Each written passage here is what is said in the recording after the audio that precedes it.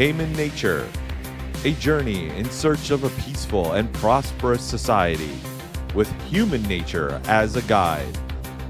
Led by your host, Adam Haman. Hello there. Welcome to Haman Nature. I am Adam Haman. With me, as always, my buddy Tyrone. How you doing, man? Man. You know, here in Minnesota, it gets pretty cold in the winters, and I was having some problems with my furnace. And so I called my heating guy. Come on over, take a look. He said, "Oh yeah, you gotta replace a part in it." I said, "Well, how much is that going to cost?" He said, $36 trillion. I said, "What? Yeah. To fix a furnace?" Yeah, a lot of people are having fever dreams these days if they ever come across the actual number that our federal government is in debt, because 36 trillion 0.23, I believe, at the moment. That's not a real number. That's a made up horrible. That might as well be infinity money. It's infinite. Yes, that's impossible. It's an unbelievable number. Like, how is that even? You and I are old enough to remember, the Reagan 80s when the entire national deficit was like $100 billion or something. It's ridiculous. Oh man. Anyway, why are we talking about this, Adam? Because we want to depress people. Yeah, why are we talking about this? I mean, I wrote an article recently about it, but it was just to depress people, because I don't see how, I'm all for what Elon Musk and Doge is doing or trying to do. But most of the huge problem that is continually increasing this national debt is non-discretionary spending, as they say. Like, we could just end all our foreign empire building adventurism and still continue to increase the debt. Yeah. And I don't see any political will to do anything about entitlement programs. I mean, nobody anywhere is talking about doing anything about that. So, I mean, in my article, I had a couple crazy ideas about how we could maybe grow our way out of it that I don't believe, but like, maybe if you cut all the regulations down to the bare bones so that investors were not plagued by, quote, regime uncertainty, and so that they unleashed all their entrepreneurial creativity, and we lowered energy costs by continuing to use fossil fuels while also building up nuclear and solar where it makes sense without subsidies or anything stupid like that. Maybe, and we'd also need huge improvements in productivity that maybe AI gets us, or maybe robotics gets us, or maybe battery technology, which is improving all the time. Maybe with all those things, plus a literal handful of miracles by Almighty God, maybe we could grow our way out of it. But I don't think that's in our future. Right. Well, I want to take a step back, because we hear this, we're in debt. But Adam, in debt to whom? If I loan, let's say you come to me, Adam, you're a degenerate gambler. I know you. And you're always busting out at these poker tournaments and tables, and that is a lie. You're like, "Hey, porcupine, I just need a little bit. I need a steak. Can you loan me $500? I got him on the ropes. I got him on the ropes. Come on, man. I just got to buy back in, man. Can you spot me 500? I say, sure, Adam, sure. I've given you the 500. So just normal, you and I speaking to each other, I would say you owe me $500, right? I mean, I think the general person gets that concept. Okay. Now let's scale that up to $36 trillion, and you're the United States federal government. You say you're in debt, but to whom? The title of your article asks this question. And so, folks, you want to meander on over to HamanNature.com, check out our Substack page, subscribe there, get all the newsletters. But for this particular one, it was titled, "Hey, can I get that 36 trillion back that I loaned you?" That I loaned you. So, are you saying, Adam, that the United States government is in debt to me? Hmm. No, you bring up a good point. Technically, it is the United States government who is in debt to people who hold U.S. debt, Treasury bills, and the like. And I think we've mentioned it on this show. I have this crazy idea that we should just default on it all. Mm-hmm. I assumed that would cause cataclysmic problems throughout the universe, Mm-hmm. but I don't think, well, first of all, I don't think nation states should exist because they're criminal organizations Right. who fund their bills by taxing innocent people. Taxing means stealing. But yeah, I don't think it's makes any sense for there to be an infinite supply of credit for something as stupid and reckless and awful as the United States government. I think if we defaulted on all those debts, a whole bunch of good people would be hurt because it's not just foreigners holding our debt; it's pension funds and Mm-hmm. various people who would literally be default. They would have a whole bunch of what they thought was their assets, safe assets, infinitely safe assets, according to Mm-hmm. the fools who gave me a finance degree in the early 90s. Um, yeah, it would hurt a lot of people. But on the other hand, it would also have the incredibly great effect of making it not so easy and automatic that the U.S. could borrow. Mm-hmm. We don't want it borrowing. It should have a high interest rate. And yeah, I'm sure I'm wrong for all sorts of reasons that somebody could come along and instruct me. But my initial response to all this is, oh yeah, we're a deadbeat. We're not paying our debts anymore. It all just strikes me as this incredibly interesting shell game Yeah. because let's say that China buys $1 trillion worth of U.S. quote unquote debt. So again, how Adam described it is correct. How does the government go into debt? It doesn't make any sense. Like, what bank do they go into debt to? Like, are they getting loans from J.P. Morgan Chase, Wells Fargo, they whatever? No, no, no. The government has the power of the printing press. They can print their own money, and they have this thing called a treasury bill. Treasury prints up a bill for $100 million, and they say we will sell it to you. The way T-bills works is weird. They actually never sell at face value. They sell at discounts. So let's say the 3-month treasury bill, you want to buy $1 million 3-month treasury bill. You're actually only paying, let's say, $900,000 for it, because instead of paying you interest at the end, they pay you the par price. So they sort of bake in the interest. Anyway, all this is getting technical in the weeds. They say, hey, we need to raise some money. We will issue you an IOU. Treasury bill sounds fancy. It's just an IOU. We will issue you an IOU for $1 million.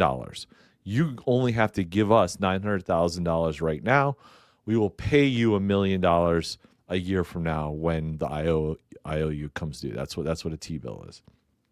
So China comes along and buys $800 billion of these IOUs. Japan comes along and buys $300 billion of these IOUs. Sweden, France, everybody's buying our T-bills.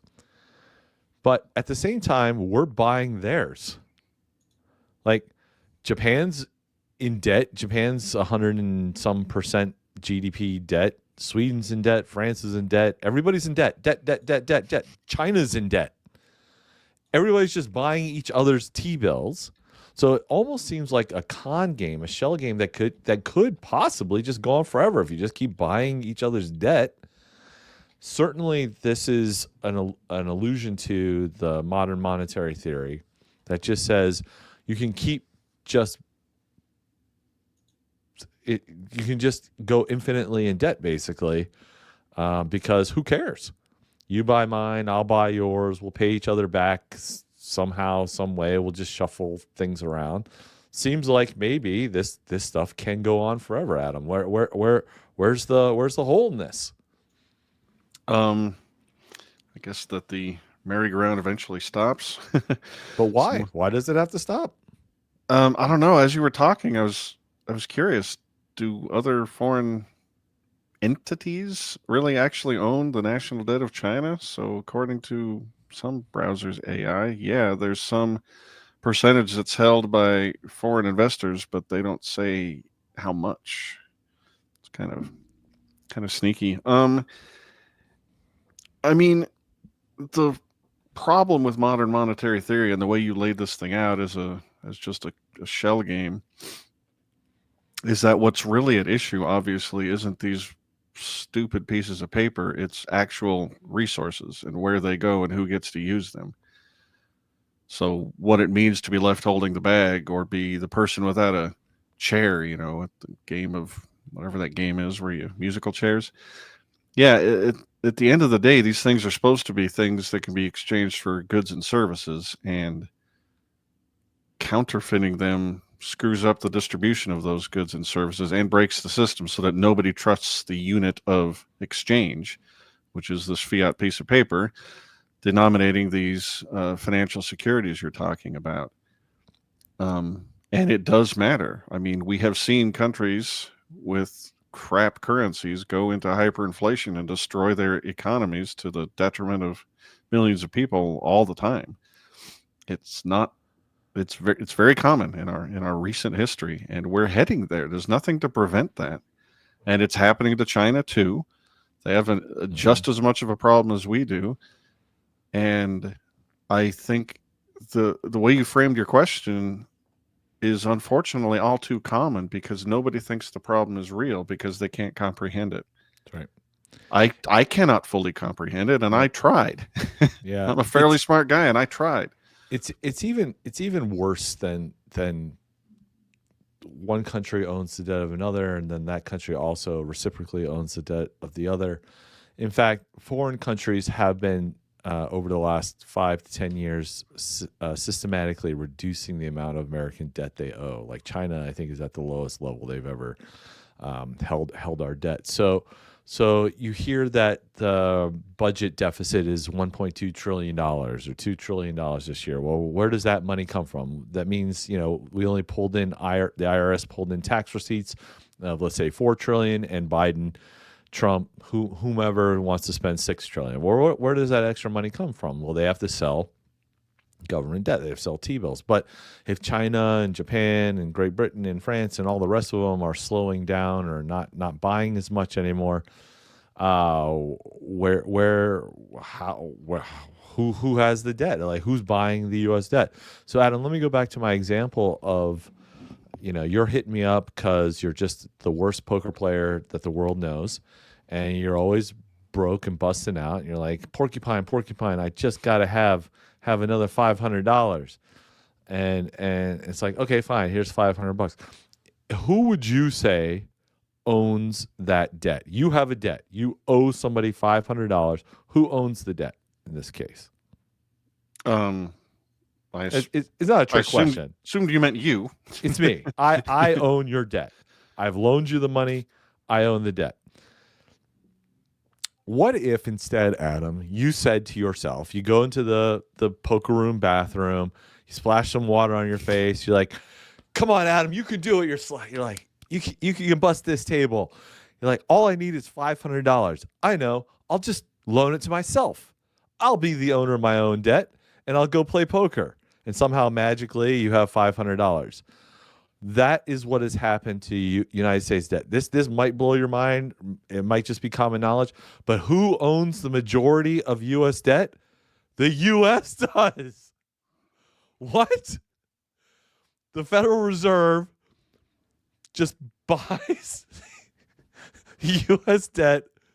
So, like, we owe it to we're buying it from ourselves, owing it to ourselves. Does any of this make any sense? I don't know if I can support what you just said. You're saying that the Federal Reserve still holds on to these T-bills and hasn't sold the bulk of them in the open market?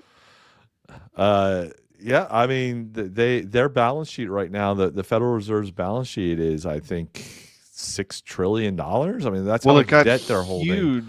It got huge after the 2008 crisis as they purchased at, I think, face value these enormous amounts of these. They bought it at par.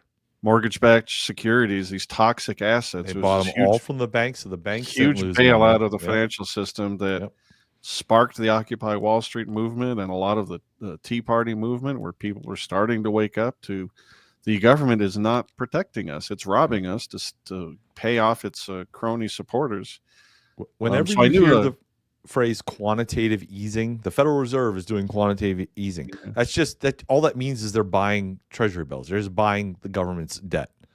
Now, they're not allowed to do it by law, I think, like directly. So they have to go through a bank, a different bank or some other institution to sort of make it all work, legally speaking. But the bottom line of the matter is, and yes, okay, we get it. The Federal Reserve is not technically part of the government. Yeah, whatever. But we basically are borrowing. We own our own debt. So this is Paul Krugman's famous fallacy that Bob Murphy and Tom Woods explored in their Contra Krugman series. That was fantastic. But basically, Krugman's would say, "Who cares about the debt? We owe it to ourselves." So, Adam, you would say to yourself in the scenario of you're loaning yourself $500, whatever that means, at the poker table. You would say, "Who cares if I lose it? Because who's going to come collecting it? I owe it to myself." So what? What Bob Murphy correctly points out in that scenario is that works fine if the people who borrowed it and the people who have to pay it back all die at the same time, right? There's no in between. I'm saying this wrong, but suppose you're 90 and we owe you a bunch of Social Security, and everybody at 90 just dies at 90. The debt kind of washes, but it's because things aren't that clear cut, and there's a transition point in between. The people in the middle get fudged. And so that's why the middle class is just getting crushed these days. More and more, the middle class is shrinking. The rich are getting richer. The poor is getting poorer. For the first time as a libertarian, I can't make the argument that if you were born in the bottom 20%, chances are you won't stay in the bottom 20%. Like, Right. It's getting harder and harder to move up and down between the economic classes. Yeah. It's a point we talk about a lot, all the various government restrictions, problems, regulations that cause that to be the case.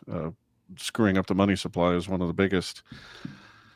We will link to the best either podcast episode or journal article of Bob Murphy's explaining why that "we owe it to ourselves" thing is just technically not true in any meaningful way. But my biggest problem with that framing is just this horrible conflation of the United States government with all 330 million people that live here. I mean, what do you mean by us?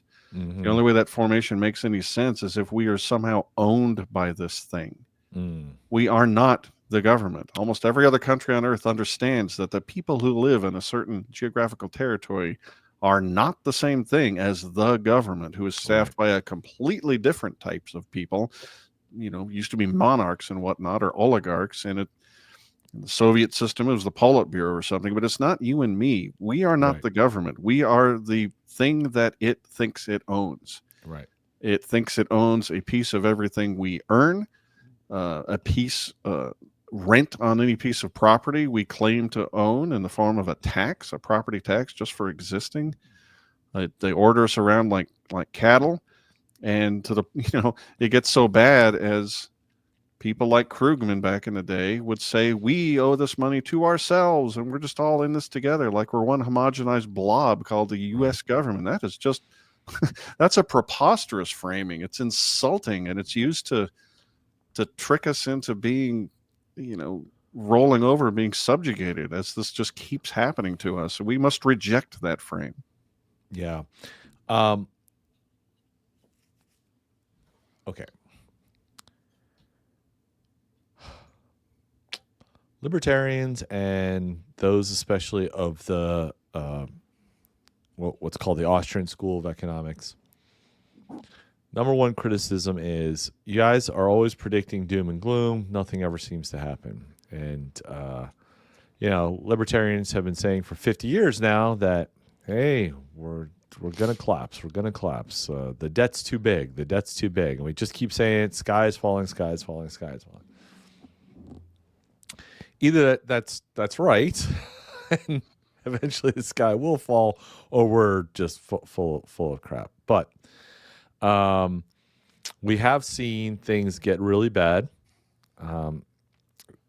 ever since we think that the foundation of all these ills is sort of the income tax plus the Federal Reserve plus a lot of the other programs that were instituted a little over 100 years ago. And it's been building and building and building. These things just take time. They don't happen overnight. But eventually the bill comes due, so to speak.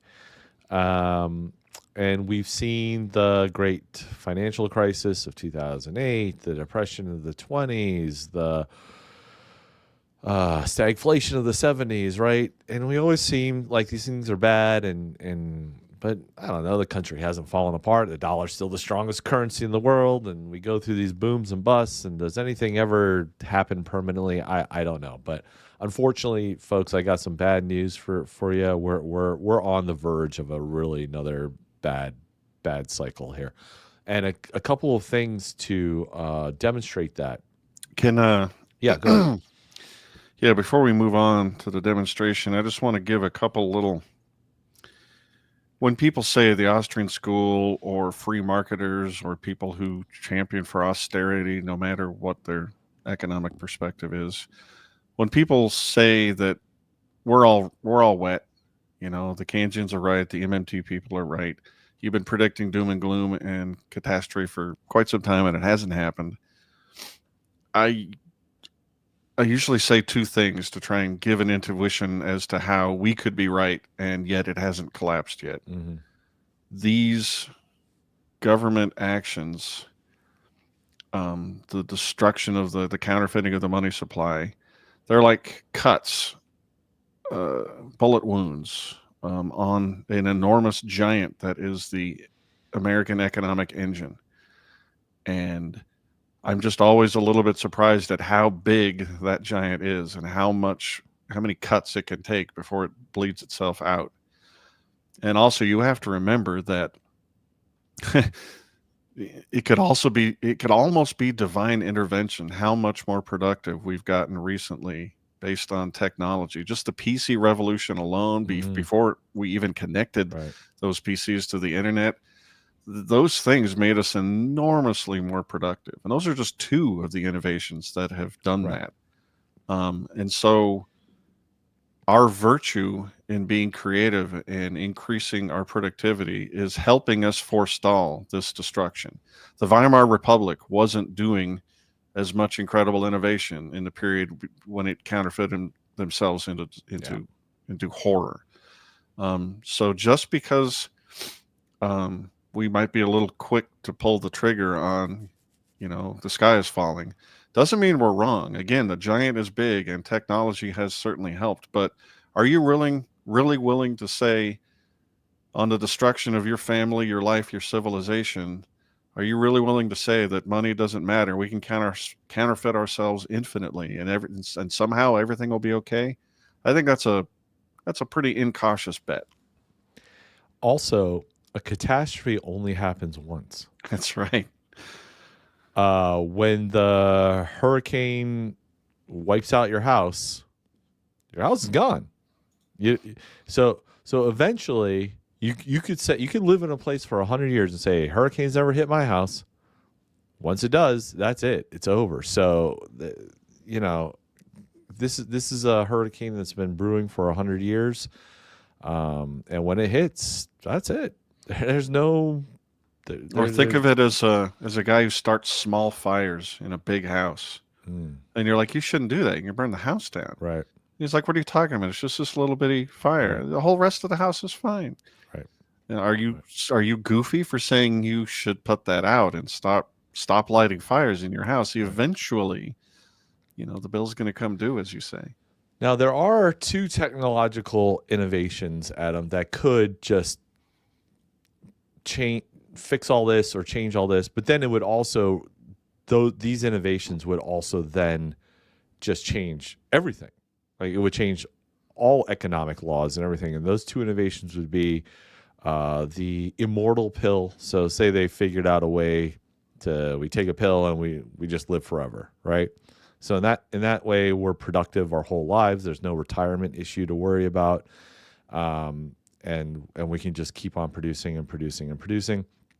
The second technological innovation would be some sort of robotics, right? Because you have to remember the only thing that costs anything is labor. The earth doesn't charge us for the oil in the ground or the uranium to power. The earth just gives it to us for free. It's theirs for our taking. The only thing that costs anything is human labor. That's all. That's 100% of every expense is human labor. So we get robots to do everything. All of a sudden, everything's free. And, we could realistically be looking at both of those technological innovations soon. I mean, I've heard these CRISPR things that are happening. They keep saying we're on the breakthrough of making us immortal. Robotic technology seems to be advancing quite quickly. So we might not have to worry about this debt at all, Adam. What do you think about that? I think if I just happened to be alive at the time where we got immortality and infinite labor, it just means we're for sure living in a simulation. This is ridiculous. Okay. All right. Sounds good. I also would like to. Hey, folks, I tried to give a little glimmer of hope and sunshine, but Adam's just poo-pooing all that. Just rains on that parade. I would also like to also give a shout out to the other factors of production, land and capital. The earth is enormous, but there's a limited amount of it. And I assume there's something different about the accumulation of capital that's different than just labor. But maybe I have to go crack a textbook. Or That's a good Bob point. We would definitely have to think maybe about that I'll ask him that question next time and we'll see what he says. But back to the gloom part of this. So, folks, unfortunately, things are going to get a little rough here. Everyone's familiar with the what's called the yield curve inversion, and everybody knows that there's this famous study that was done that once the I believe it's the 3-month and the 10-year yields invert. Once they uninvert, about 18 months from then, the economy goes into a recession, and we are just about at that precipice when the yield curve reinverted. It's coming up close to that 18-month point. But secondly, in 2025, you've probably, if you watch the news at all, you've probably heard this term about the commercial real estate crisis that's looming or about to happen. And basically what that's about is a lot of these real estate leases are coming due. I think 50% of all the real estate leases are up for renewal in 2025. And you think your house mortgage is usually done on a longer time frame, like 30 years, right? But in the commercial real estate business, these are very short-term loans, usually like 3 to 5 a year mortgages. So they're constantly being up and recycled for renewal. And it just happens to turn out that 2025 is when a whole bunch of them come up for renewal. And it's bad because following COVID especially, but also the high interest rates, I mean, we're 4.5%, and people are screaming that that's a high interest rate. I mean, give me a break.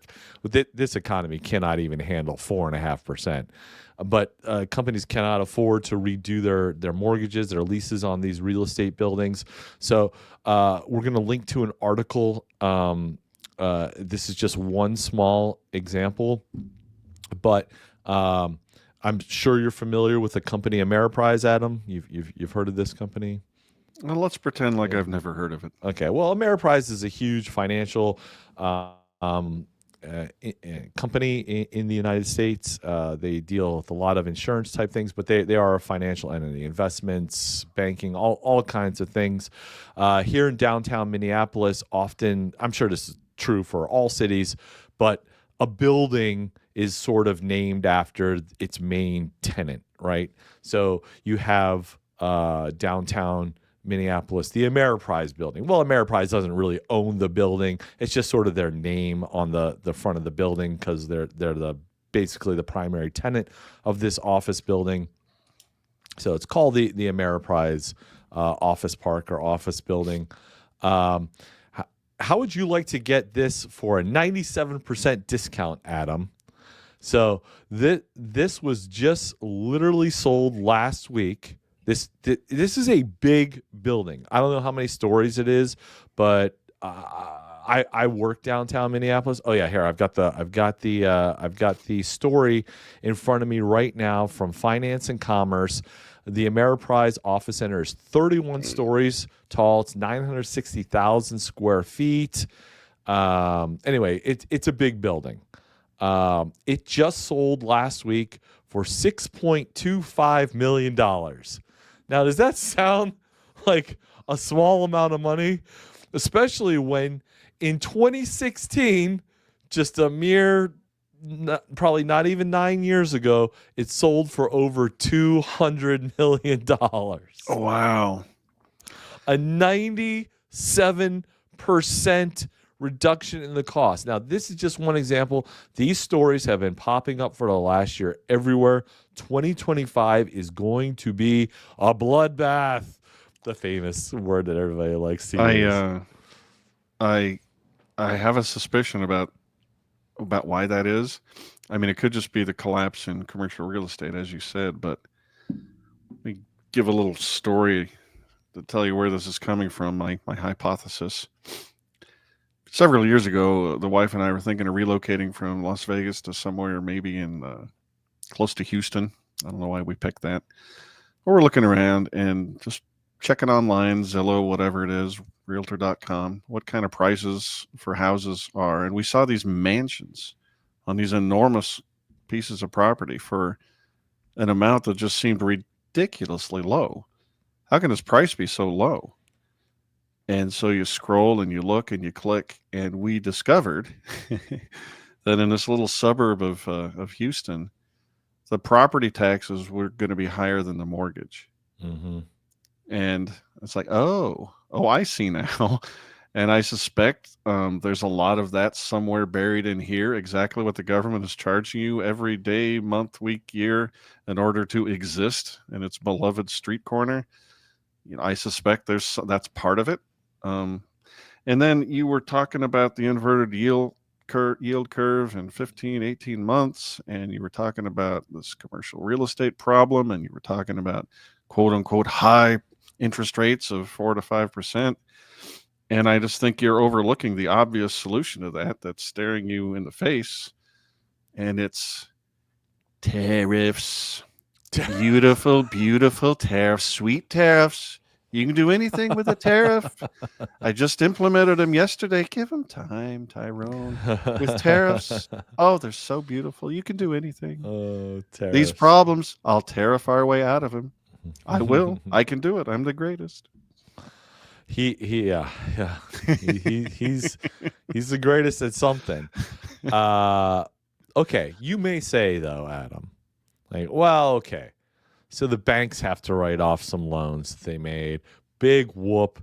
They're raking it in. All the money that they got bailed out, all the cheap money they get loaned from the Fed, all the interest payments they've made over the years. Okay, so they have to write off a little bit of this. Big deal. Let the fat cats suffer a little bit. That's not going to affect me or the regular person. Okay, that's fair enough, and it's possible. I mean, companies write down debt all the time. That's a standard accounting practice, and yeah, you take a loss here and there. Okay, fine, and maybe it's not the end of the world. And especially, you say that going into debt.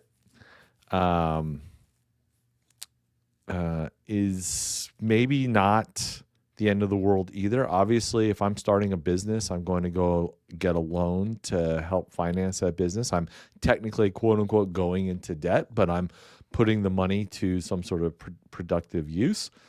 And but one measurement of how the economy is doing, at least on the consumer level, is always taking a look at credit card spending and credit card debt. And credit card debt has been pretty high for the last decade, but people have been paying it off because you could say, look, I'm the type of person that pays everything with a credit card, so I get those airline points and those airline miles and all those rewards, and I pay my balance every month off. So that's actually, I'm being good. I'm doing the right thing by kind of doing a short-term debt, paying it off. I'm getting some rewards, some convenience for it. That's great. So as long as so the fact that Americans are in a lot of credit card debt, so what? What is it? Who cares? What does that mean? If everybody's paying their stuff off, there's nothing wrong with that. But here again, we've got some bad news, unfortunately. So right now, credit card balances hit $1.17 trillion in the third quarter of 2024. So again, we're always working with old data. This is the most recent I've got. That's the highest balance on record since 1947, when we were just coming out of a world war. But again, you say, okay, so people are using their credit a lot, but so what? As long as they're paying it off, it doesn't really matter. Well, bad news, everybody. Credit card delinquencies have now reached a 14-year record. We have had the most delinquencies ever in our country, except for the year 2010, when obviously we were coming out of the great financial crisis. So indications are not looking good on that front. Another little indicator that you may have gotten this in the mail, Adam, and I'm sure many of our listeners and viewers have gotten these flyers or calls from car dealerships saying, hey, we want to buy your car. Your car is in high demand. Used vehicles, we'll pay top dollar for your used vehicles. And yet, if you drive by any car dealership lot, they are overflowing with cars. They're using backup lots. These cars are sitting for 9 months or longer, not being sold. So what's going on here? Like, why are they all of a sudden wanting to buy your used vehicles when they're packed with cars on their lots? The only thing that makes sense to me, and I've been thinking about this, the only thing that makes sense to me is, well, if you sell your car, you need to replace that car. And car prices have gone through the friggin' roof. Have you looked what it costs to buy my car is like 8 years old and I'm driving that thing into the ground. If I were to buy the similar car, and it's not that much better than it was 8 years ago, it's not like the technology is advanced that high, it's at least 10 to 15, maybe even $20,000 more than it was less than a decade ago.